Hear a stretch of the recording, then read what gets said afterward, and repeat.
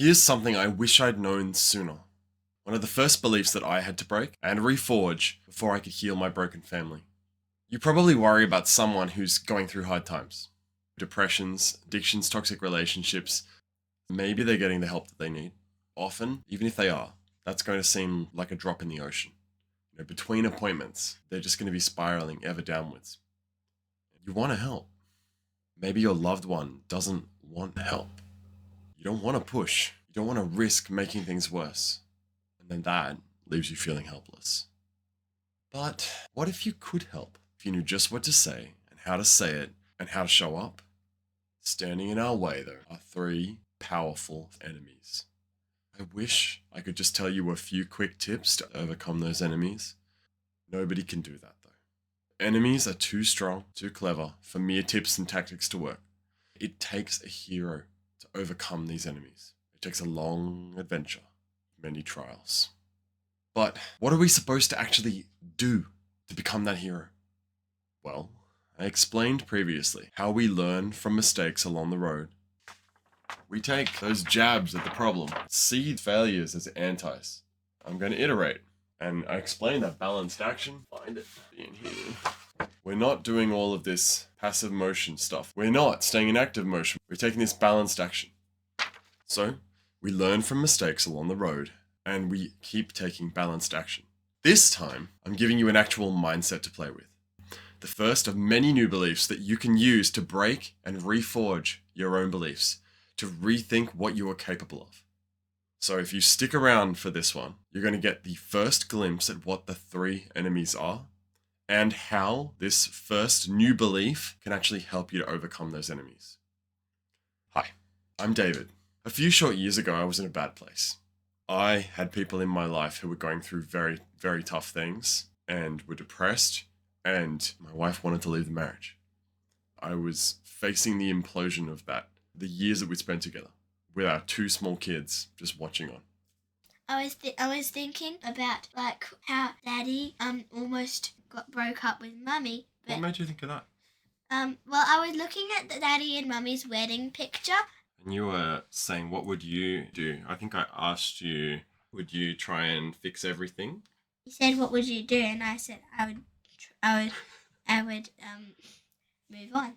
You'd run away. No, I would move on. You'd move on. Yeah, you would. So if you were in the same sort of situation, you would probably say, well, that marriage was no good. I'm going to move on and find somebody else. Then Daddy stopped me with the question, what about your kids? What about your kid? Well, yeah, that's just one of many questions. What about if it was something else? Like, what if your best friend started drink way too much red cordial, always crying, running around and throwing things, never calm, very moody? What would you do then? Would you do the same thing? Would you pack it in and leave, or? Try to help them. You would try and help them. That's a really nice idea. But what if you try to help them and they tell you, I don't want any help. I want to keep drinking lots and lots of red cordial and getting moody and screaming at everybody. Are you judging me? I would I would tell her actually I don't really know. I know, it's hard, isn't it? It's hard. I think a lot of people feel that way. So, taking balanced action is about taking jabs at the problems and about practicing in your hero montage. You've seen lots of, like Kung Fu Panda, when he goes to, well, he ends up being able to say skadoosh, doesn't he? Yeah. But how does he get powerful enough that he can say skadoosh? What does he have to do before he can say skadoosh? He has to go on this journey. He has to go on this journey to find out who he really is, because he needs to learn how to be the what's it called again? Dragon Warrior. Okay, the Dragon Warrior. He needs to figure out how to be the Dragon Warrior, otherwise he won't stand a chance against the bad guys and save all his friends and people. That sounds right. He had to change his beliefs because he didn't start out. Let's smooth this back down here. He started out a dumpling eating person. Yeah, that's right. He started out believing that he was a goose, and that he was only really good for helping in the restaurant, and he loved Helping. yeah, and he didn't really want to be a noodle chef or anything, but he certainly didn't think that he was a great warrior. But he had to kind of change all of his beliefs about what he was capable of, and he had to go away and have this hero montage. So that's this.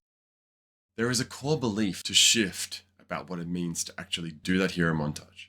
People don't realize how crucial it is to practice if they want to actually get good at anything, and how much we can succeed in life without that practice. Reality is not very much.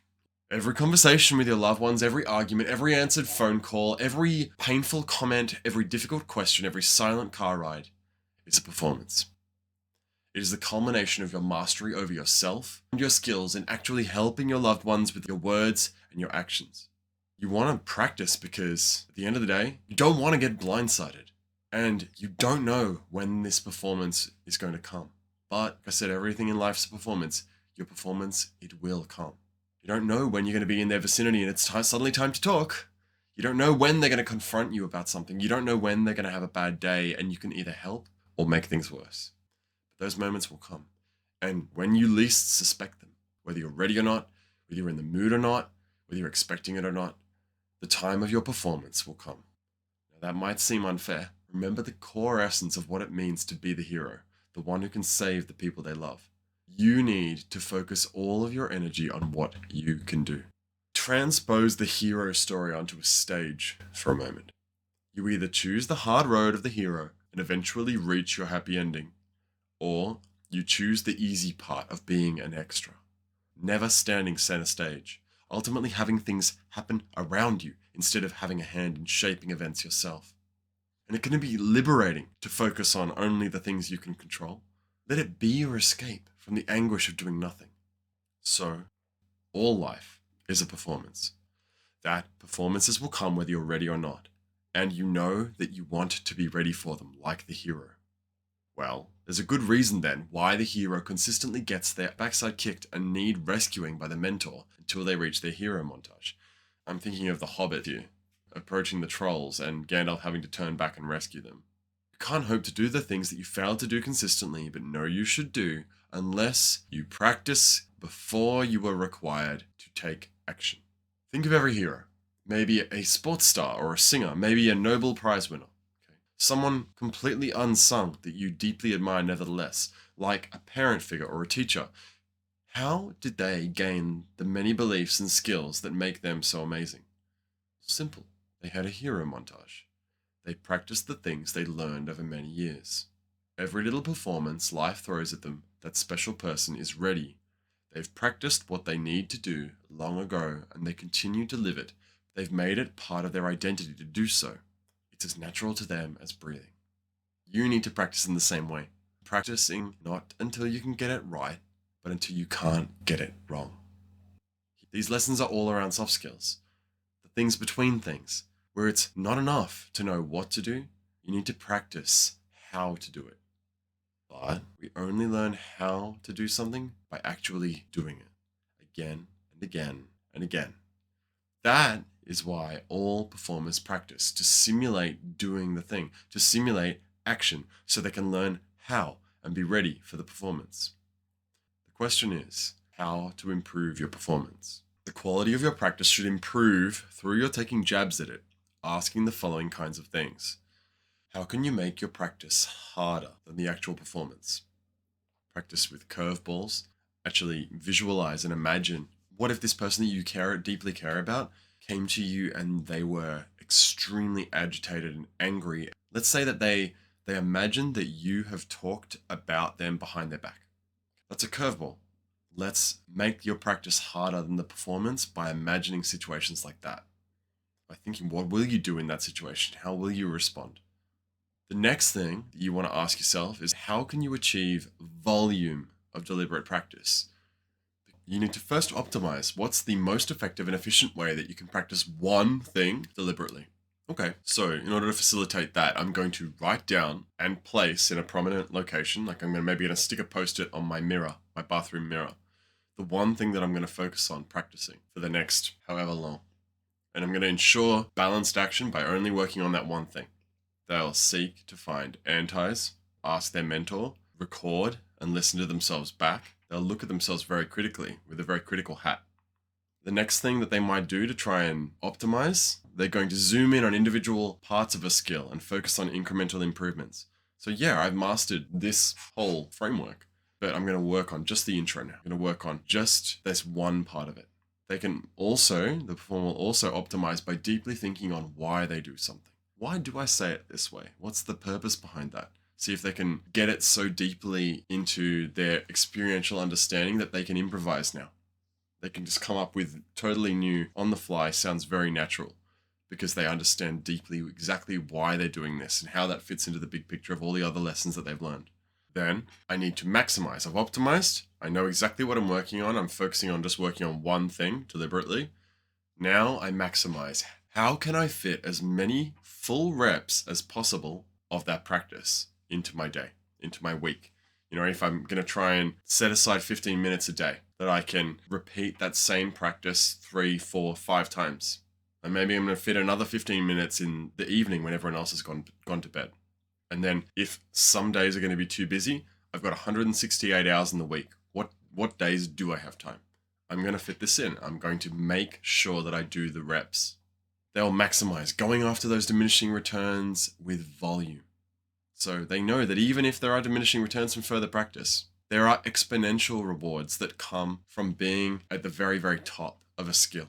The difference in run times for the world's fastest runners, they might only be a few hundredths of a second faster than their peers, but the rewards are 1,000 times greater. Everybody remembers Usain Bolt. So they understand that continuing to do and practice something that works for an unreasonable amount of time and effort is the absolute surest and easiest way to set themselves up head and shoulders above everyone else. Most people give up incredibly easy. The bar is quite low. Most people want to do something until they've done it enough to just get okay at it, to get good at it, and then they find all the things they don't like about it, and they want to move on and do something else. They want to try something new. They think the new thing is going to give them the answer. It's not. The thing that you were trying that works, just keep getting better at that. Staying the course, mastering this one thing. Just staying in the race longer than others are willing to stay in the race is often enough to win. Some people set out to optimize so that they can just do the minimum. Some people, on the other hand, set out to maximize. Just do 100 million reps, but they don't focus on the right things.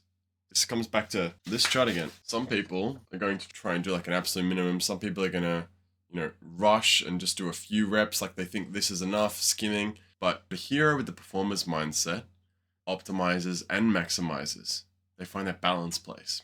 And alternating between optimizing and maximizing like this, you surpass competition, you overcome doubters, you overcome any obstacles. And this is a crucial component of being the hero.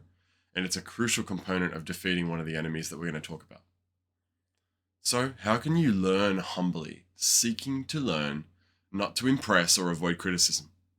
Learning humbly, conscious of how much we all have to learn, and warding off the voices that are going to tell you that, hey, you're already good enough, and I think I'm a great person, and it's probably them that's the problem. Voices of pride. How can I learn humbly so that I can patiently receive and digest feedback and hard truths when the person that you're caring about, the person that you're trying to help, tells you that you're just pissing them off because you're actually saying all the wrong things? You can patiently receive that. You don't take that as something to be offended about. You take that as something that you needed to know, something that you needed to hear. You don't become defensive. How can you learn humbly like that? From that hard truth, how can you learn? So, how do I know that I've actually hit sufficient volume of practice for a given skill? Well, when you're called on to perform, or you simulate a performance via practice, you can not only get it right, but now you can't get it wrong. So, I promise to finally talk about what those enemies actually are, and introduce the beliefs and the skills that we'll use to fight them. Well, first, you're going to meet the 7 deceivers. These will try and trick you and ultimately encourage you to turn back, or try to corrupt you towards doing the wrong things. You know how you were saying like maybe it would just be easier to give up? Did I? Yeah, that happens because lots and lots of people, they would end up getting all these different voices. Tiny people. These are the deceivers. They try and trick you. Lots of eyes on this one. I hate. Daddy, can I show you the ones that I hate? Yeah. After you finish drawing the eyes. I really hate this one. Yeah. I hate this Envy. one. Yeah, I don't like envy. They're all mean. They're all horrible. And I don't like this one, especially this one. And what these guys did was, I would feel that there's nothing wrong with me. I've actually been doing such a great job. I'm such a great one. And so that would make me feel like it's unfair. Sometimes I feel quite angry. And sometimes I feel like other people have lots of chances in life. Why is everything difficult? So these voices, these deceivers, I think that's why a lot of people give up. We fight against these by reforging our beliefs, not with affirmations looking in the mirror, I am wonderful, no, but with looking at our current interpretations, making these old interpretations, these old beliefs, we make them seem absurd. We shift from that old way of looking at things, the absurd way of looking at things, to how much better, how legendary it will be when we act in this way instead. How legendary it will be with our new thinking. That's what we shift to. We don't use willpower to try and remove the deceivers or try to suppress our feelings. We do not do that. We let the feelings come. Learn all about that. We instead take steps to replace the lies that those deceivers tell us with more helpful truths. We ultimately build up an incredible guard of reforged beliefs that can at first protect, but eventually absorb the energy from the hard truths or situations that would have left us reeling in the past. Even if you can grapple with the deceivers and begin making your journey, you'll need to fight against confirmation bias, which is other people's intense doubts about your intentions, your changes, your new beliefs, and even your loved ones' beliefs about themselves. This guy, the dragon, confirmation bias. Can you guess what confirmation bias means? I know bias means like well, I don't know what confirmation means, but I do know that bias is when you're favoring someone. Yeah, that sounds right. So I look at it like this. So here's a scale that's balanced, right? There's a pivot in the middle. And when you have bias, you say, I believe this. Okay, so now it's heavier over here. And then you keep adding more and more and more to favor what you've already thought, what you already think about someone. So in Mummy's mind, she had confirmed for herself that Daddy was too tired, too busy with work, a bit of a scruff, bit of a dag, not really loving and romantic. So Mummy felt like there's no point, time to give up. You go on this journey, but you have to slowly help the person to see the world in a different way again. That takes a lot of time. Cut off pieces. Yeah, it's kind of like if we go back to that idea of like, here's this balanced scale and it's tipped all the way like that. You have to slowly help balance it again. Right. So that they can see things in a different way. And that's not done by convincing them, yelling at them, telling you got to believe this, you got to believe that. What is that? Don't put dice in your mouth, you weirdo. That's done by understanding how they currently think. So it takes a long, long time of slowly understanding that person. We fight this confirmation bias by emphasizing safety, building it gradually with a small number of communication skills that we have sharpened to cut through. Ways of speaking that emphasize understanding deeply how they got lost and make them feel safe enough to let us guide them out of the wilderness. And once you make it past confirmation bias to actually start helping, when you think you're on the way home finally, you will meet the third enemy who's been there all along, alongside you the whole way. Entropy. Entropy is the force of chaos in the world that kick-started the whole mess in the first place, and that must be contained if you're ever to make your way home with the people that you love. Obviously, that's not where the journey ends, right? You rescue the people that you care about, you think that everything's going to be fine now, and you start making this road back. But then you actually find there's another really big horn monster, evil monster mountain. So, and there's actually, there's a hooded figure. Darth Vader. Kind of. So we call this entropy. Entropy, whatever that means. Entropy is the tendency for everything in this universe to slowly fall apart. There's the deceivers who trick you and fool you into stopping from being the hero, into worrying about things that are outside of your control, focusing on taking the next step and the next step. You have confirmation bias, this dragon that's going to try and stop you from actually changing things and making a difference. And you have finally entropy, which is the tendency for everything to fall apart unless you do something. So if we know that there's entropy everywhere in life all the time, what do we have to always do? If you know that everything in life falls apart unless you're building it, what do we have to keep doing? Well, What's an example of entropy in our house? Before I decided to tidy my room, it was always messy. Messy, right? Like super duper messy. Mm. And then I tidied. Did it ever get more clean and tidy on its own? No. Never got tidy on its own? Whenever I tidied it, it would eventually get messy again. It would get messy again. Why did it get messy again? Because I didn't keep constantly putting things back where they were. I was being this guy. And what do we call that? I was being this guy.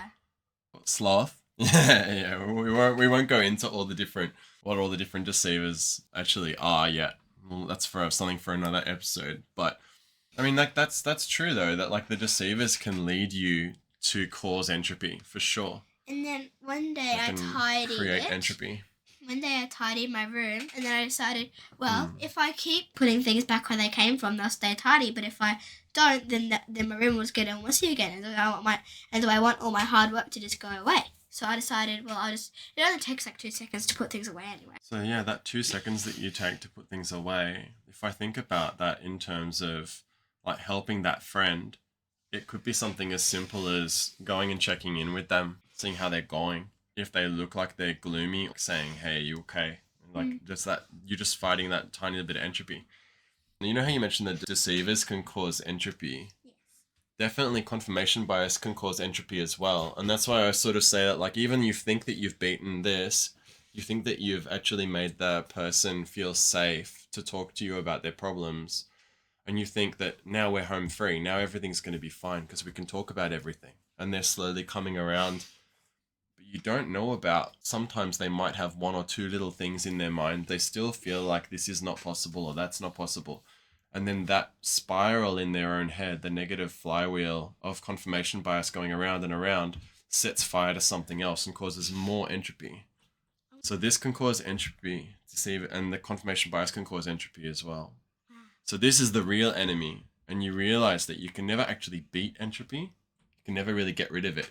It's part of life. You have to constantly put it back in its place, constantly put things right. And that's why you have to actually become this hero in the end.